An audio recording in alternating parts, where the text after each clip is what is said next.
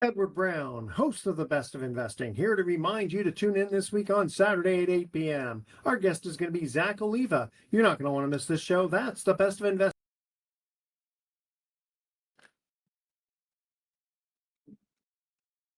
Welcome. You're listening to The Best of Investing. I'm your host, Edward Brown. Our phone number is 888-912-1190. Use that number to answer the trivia questions for a 5-pack tanning certificate given away during this show. And that certificate's not sponsored by the radio station, but by Tan Bella Tanning Salon with 2 locations in San Francisco and 1 in Marin. Today's trivia theme is miscellaneous trivia. And by the way, those certificates are worth about $100. So it's a nice little gift that we're giving away. Before we introduce our guest, I do want to make a mention that Pacific Private Money's new fund called Arrival is a limited time only. As soon as they raise a certain amount of money, they're going to just pretty much cut it off. So I would get in now. I ended up putting money in a couple of weeks ago. They're paying 10% backed by First Deeds of Trust that they're going to be selling off to the big boys. The money just keeps churning around. So it's a pretty conservative fund. Check them out, pacificprivatemoney.com for more details. Let them know that you heard about the fund on the Best of Investing radio show. Today's special guest is Eddie Speed from Colonial Funding Group. Let's see, the title of this episode is Mitigating Risks in Note Investing, Strategies for Safer Investments Starting Small, How to Invest in Notes with Limited Capital Economic Downturns, and Note Investing, Opportunities in Adversity, the Basics of Note Investing from Real Estate to Returns. That's kind of a mouthful. Eddie Speed, let me give the audience a little intro to who you are. Eddie Speed is renowned as one of the nation's top note educators with more than 40 years of experience. He founded Note School, an esteemed training company that focuses on educating individuals about purchasing both performing and non-performing discounted mortgages. And by the way, I've been to Eddie's symposium, Note School, in Texas, and gosh, there must have been at least 500 people there. Yeah. So it's very well attended, and there's a lot of good education. And I consider myself a sophisticated investor, but I got to say, I definitely learned a lot, especially purchasing streams of discounted notes. And we can get into that in a minute. So, Eddie, first of all, tell us what's going on in the note space right now. You know, you got the election that just happened. Yeah. What are you seeing? Well, we've entered into, Edward, what I believe is a note cycle in the industry. And I'll say that sometimes there is a rental cycle and sometimes there's a note cycle, right? Yeah. And I think it's all about economic parameters. Some of them are prevailing rates. Some of them are market distress or market liquidation. And some of them are, what really has happened in rent houses, which is inflation versus rent. Yeah. Everybody was really fired up that rent houses are exactly what you needed to have in inflationary times. But the reality is the expenses outpaced rents by about 3 times. Yeah. And so it didn't turn out exactly the way people thought it was. By the way, you can go back and track on my podcast. I call that ball. Did you? It wasn't going to be as people thought. That's great. Yeah, because everyone's experienced inflation, but there's only so much that people's incomes have increased in order to pay the rent. So a lot of those landlords could not increase the rents large enough. So I totally see what you mean. Let's see here. We're actually, you know what? We got to go to a quick break here. This is one of our shorter segments. I do want to make a mention here for the Transcendence Theater Broadway Holiday Show, December 18th and 19th at the Sebastiani Theater in Sonoma. Check them out at bestnightever.org. And due to popular demand, Transcendence has added a couple of more shows. So check them out. They always do a great holiday show. Been to it, and I've been to a few of their shows, and they've been phenomenal. Okay, here is our first trivia question. How many states does Colorado border? All right. Call 888-912-1190. The first caller with the correct answer is going to win that tanning certificate, which again is worth about $100. Call 888-912-1190. Our question again is, how many states does Colorado border? And extra credit if you can name them. All right. Stay with us. You are listening to The Best of Investing. Don't touch that dial. We're going to be right back.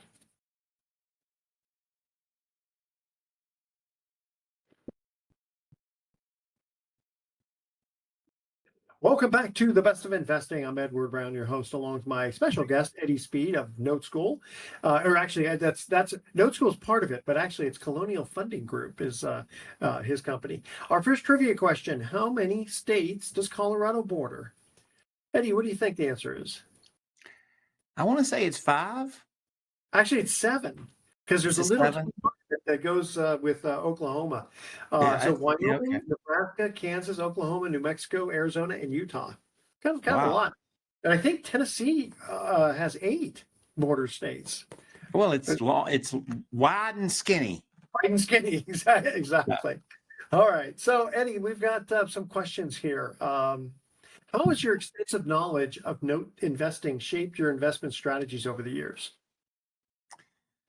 Well, I think experience changes everything. You go from theory to reality, and so now how I think about a deal is not necessarily always typical thinking, and that's part of what kind of why we have a school. There's a perception, and then there's a reality, right? Okay. You and I were talking about this during the break, right? Everybody's got a yield threshold. Well, I want to buy at a certain amount of yield, right? Now, I know you run a fund, and I know you guys do financial modeling. 95% of people tell me they want a certain yield. I said, okay, if I took your income, your interest income in the next 19 months, how much would that be? And they're like, oh, I know. You want a yield when you don't even know how much you're going to make. So it's kind of country club bragging rights. Huh. And But I guess everything's based on alternatives. So if I don't put my investment, my money in, let's say a bank at 5%, I've got to put it in something else that's going to be earning a higher yield, right? So, well, what how do I've you- learned is when you get your stock market certificate and they tell you what the yield is, and I take my calculator out, I don't know how they're calculating it. yeah, well, the market, you're dealing with the principal fluctuating In a other words, lot. what I'm saying is I've been running a financial calculator for 4.5 decades, and I'd say I'm pretty accurate at it, except I don't know how they calculate things. Sometimes I've seen it more than once. People send a statement, and it's not exactly the way I would calculate yield. So that's an example. There's yield, there's perceived risk. Like I wouldn't do this, or I would do this and stuff. And so what I've learned is time has changed my perspective. And now I know, I live here in Texas, so I'm going to use a Texas analysis. Now I know when I'm sticking my finger in a fire ant bed, and when it's just a mound of dirt and and there's not fire ants in it. You just learn over time, really, what with more, the deal, you learn what to focus on. Now, do you stay geographically like within Texas, or do you buy all over the country? I would say we generally buy within about 40 states. There's probably about 10 states that we would probably have a pretty high caution flag. We might buy one there, but more cautiously. Would that be a state like New York where it takes so long to foreclose? Northeast is a tough state, Hawaii's not too friendly. You got to be, we just bought a note this year, I believe, in Alaska. But yeah, but I mean, it was a make sense deal, and all the circumstances aligned. So, tough foreclosure laws only matter when you have to foreclose. Exactly. I mean, we've been dealing with some in New York where it's like you take in an assessed risk, right? You calculate your risk and you say, well, it might take me 5 years to deal with this note. But if there's so much equity in there, it might make sense, or it might not. I mean, you got to make sure you got a perfected lien and that sort of thing. But and I know some companies, they stay out of certain states because of judicial versus non-judicial. How you have to foreclose. Is that something you consider also? Yeah, I mean, about 50% of the states are judicial and 50% are non-judicial. But I wouldn't say that we cut that. We don't laser cut that line. Gotcha. But there are certain states that are more infamous. Well, you're lucky being in Texas because that's a great state for a lender. Well, it's good for me because I buy a lot of seller financing, and seller financing, 25% of all seller financing is in Texas. Although Yeah. I don't exclusively buy in Texas, right? So, we have a little more latitude than that, but we're always trying to measure it off and figure it out. But there's a few states that just the odds of us finding good loans there are not terribly high, so we just don't, Gotcha. we don't necessarily fish in that pond, so to speak. Well, let me ask you: when you're doing the seller financing, do you need to see a lot of seasoning on a note? How That's good's the seller- borrower? How good's the borrower? Yeah, I mean, if the that's- borrower's got a 750 credit score, I can buy the note when the ink's wet. gotcha. And what kind of discount are you generally looking at for a long-term note? How good's the note? Yeah, there's the magic question, right? Yeah, I guess it depends. Like if it's a I 100,000, mean, is it a 6% note or is it a 10.5% note? Is it a 90% loan to value loan or is it a 70% loan to value loan? Do you see what I'm saying? Oh, absolutely. Yeah. I hear you. So we'll go through some examples. But let's cut to our next commercial break here. Again, the trivia theme is miscellaneous trivia. It's kind of an interesting question. What is the longest running primetime show in American history? Okay, that's our trivia question. Call 888-912-1190. First caller with correct answer wins that tanning certificate. Again, what is the longest running primetime show in American history? And stay with us. You are listening to Edward Brown along with Eddie Speed, discussing non-performing notes and performing notes at discounts. Don't touch that dial. The Best of Investing will be right back.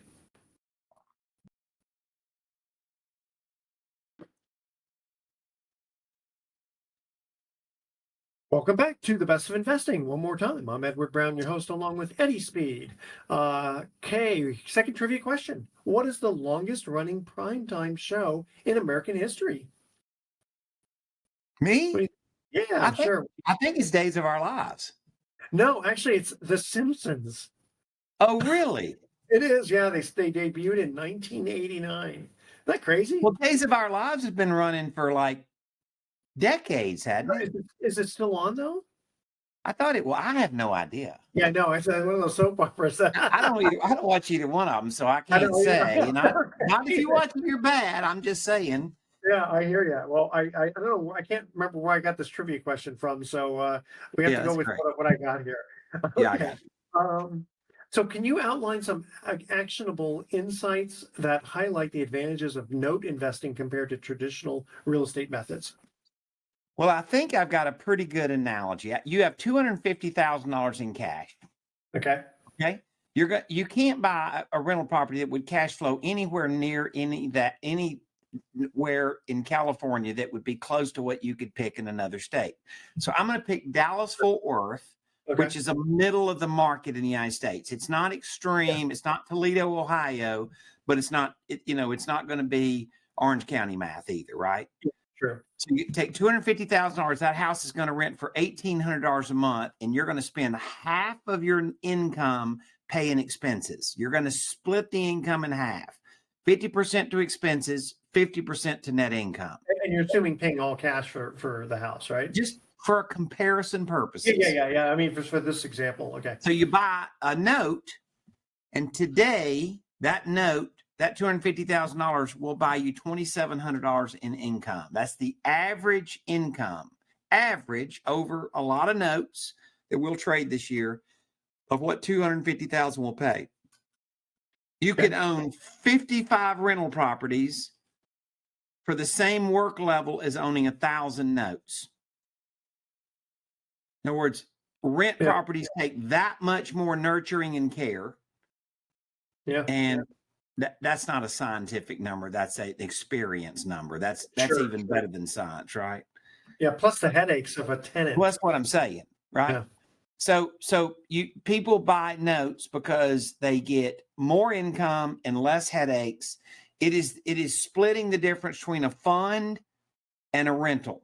A fund, you have passive investment, you don't have control, which is fine. I'm not saying everybody needs control, but you don't have it.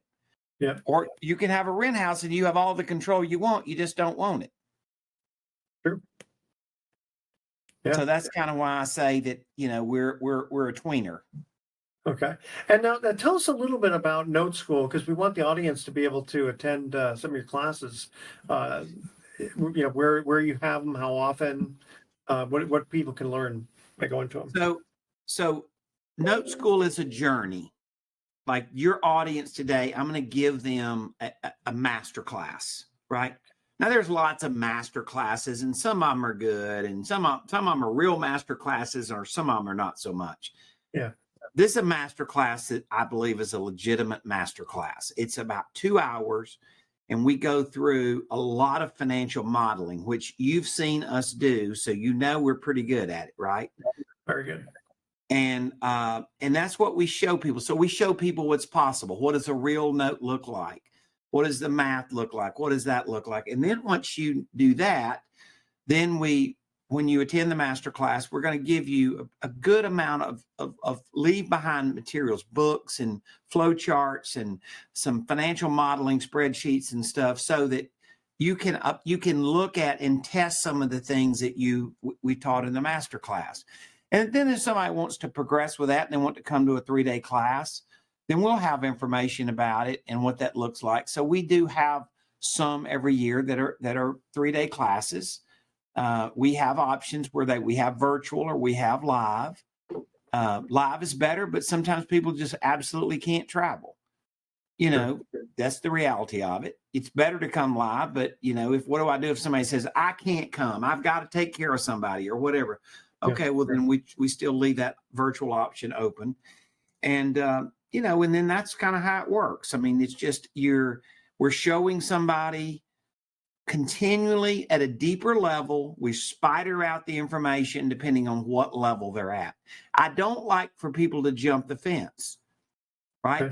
I would rather them come to the master class, even if they know they want to go buy a 3-day class, because I don't want to miss those building blocks. Gotcha. Okay, I'll tell you what, let's cut to another quick break here. We're in the studio Zoom with Eddie Speed from Colonial Funding Group. And our third trivia question here it's kind of a strange one. Okay, what color is the toilet paper in France? What color, generally speaking, is the toilet paper in France? I didn't get this one. Call 415, call 888-912-1190. First caller with correct answer wins that tanning certificate. Stay with us. The Best of Investing. I'll be right back.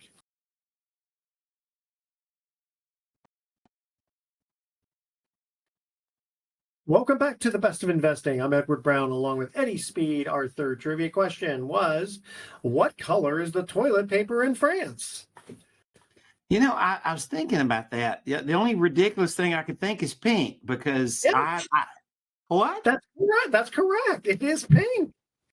Wow. That's a shot in the dark. Yeah, no, that's good. And since you're 1 for 3, that gets you in the Hall of Fame for baseball, right? Great. Okay, just a little side note here. Here's a silly joke of the week. You ready? In a religious school cafeteria, a note in front of the apples read, "Only take one. God is watching." Further down the line is a pile of cookies, and a little boy makes his own note, and it says, "Take all you want. God is watching the apples." I thought that was kind of cute. All right, so Eddie Speed, we're talking about investing in discounted notes. In what ways do you leverage your expertise to navigate challenges unique to note investing?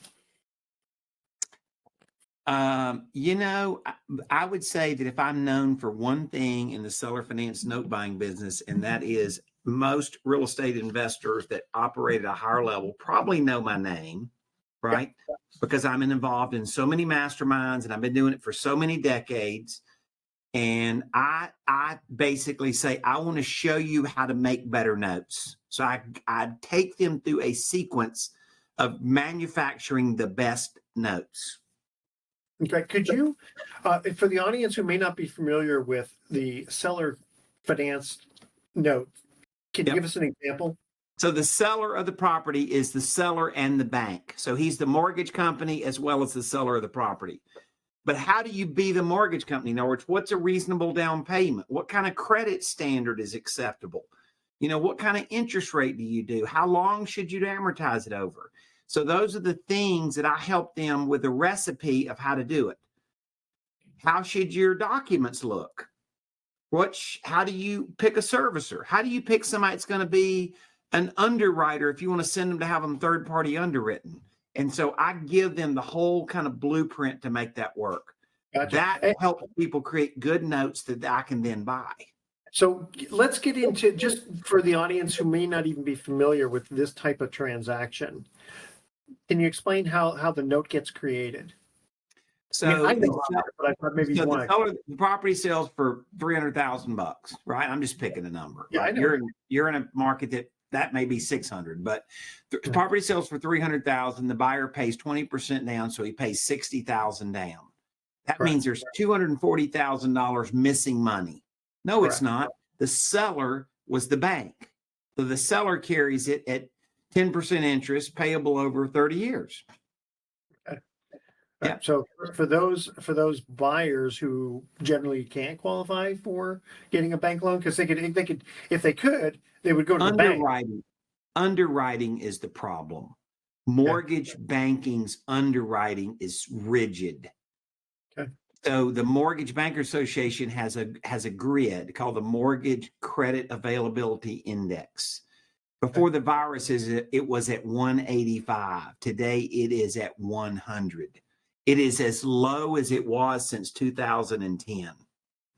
And what does that mean for the? It means that they have developed an index to determine the rigidness of underwriting. And our underwriting is as rigid today as it was in 2010. It's been higher than that. Okay, so in other words, it's harder to get a bank loan. It's very hard to get a bank loan. So that's where seller financing fills the gap conventional lending doesn't fill. The interesting thing is, it's for some reason. Well, I know the reason. Generally in California, but I guess was it because the prices of houses are so high, it's difficult to find decent seller financed notes. California is number 3 in the United States for seller financing. Really? Well, I guess it's popular. There's so many people here. Interesting. Is Texas number 1? Texas Florida? is 1. Yeah. In Florida. And then Florida's 2, and California's number 3. Wow. California beats out the Carolinas. It beats out Georgia. Tennessee. Yeah. Yeah. Wow. How do people find notes? Well, as I said, I've essentially got a note manufacturing system. Okay. I go to real estate masterminds. I'm well known in that circle. I deal with a lot of specialty vendors, and I'm saying I want to help you create the best notes. So I'm known as a note buyer in that world, right? Now you can drop direct mail and go chase notes, but it's a grind. It's hard. It is expensive too. And so, I've done all that, and I do buy from some brokers today, but most of my deals are from real estate investors, and most of them are direct to seller. So most of the sellers actually own the notes that bring me the notes. Okay, so it's a little more easy to follow the trail for the due diligence. Yeah. Right. Yeah. I mean, because if you're dealing with the person who's created the note, especially if you've taught them, that would be good. Then they'd follow your advice. Teaching them how to do it's a really big deal. Okay. Well, we want to promote you too, because you're quite the expert known around the country.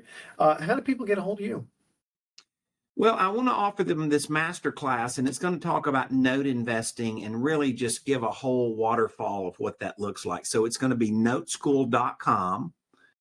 Simple. /best of investing. There you go. All right. So audience, there you go. You can learn about note investing. You want to give that out one more time for the audience? Noteschool.com /best of investing. There you go. All right. And we have one quick minute before we cut to a break. We don't have another trivia question. Um, how do you recommend beginners leverage note investing to diversify their real estate portfolios effectively? I think the first thing you have to do is understand what's possible. And I think this master class does an excellent job of showing people what's possible. If you don't know what's possible, you can't quite make it up. You agree with that? Yeah. Yeah, because it's amazing. Like I said, I consider myself fairly sophisticated, but I never quite thought about the idea rather than buying a whole note is buying an income stream. Let's talk a little bit about that at the next segment. All right, audience, stay with us. You are listening to the Best of Investing. Stay with us. We're gonna be right back with some closing comments and a little bit of understanding about buying an income stream.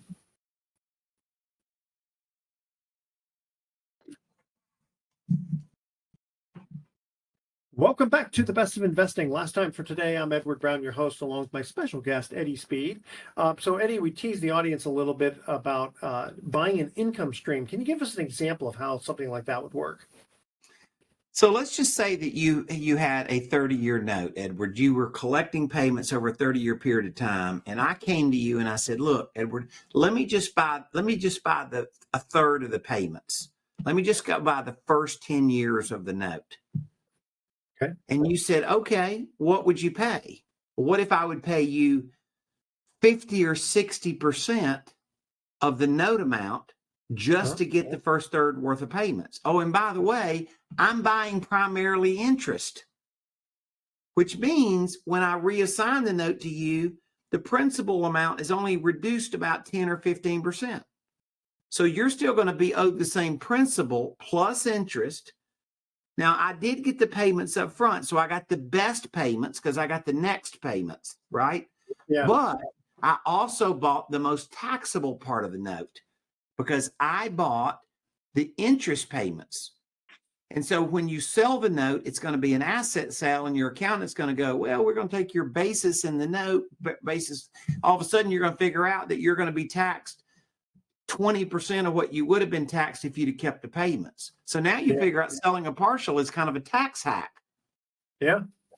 It's interesting because that's a whole nother benefit is the tax part of it. As the buyer of those first, let's say, 3 years, 10 years, whatever you're talking about, do you get the assignment of the entire note as collateral, right? That's right. Okay, so if the borrower misses a payment, then theoretically you'd look to the seller of the note to make good on those payments. Otherwise, he loses the whole thing, right? Well, there's a buy-sell agreement, and there's a lot of different ways it can be structured. Okay. You have the A piece, Yes. and the guy that sold you the note and owns the residual payments has the B piece. Yep. But that doesn't mean that you couldn't even take it to foreclosure without him having some possibility of having a residual interest in the note. He's selling it with an option to repurchase, not an obligation to repurchase. Gotcha. But and you as the buyer of those first 10 years worth of payments, I mean, you're actually in a very secured position. Very much so. You're very much, yeah.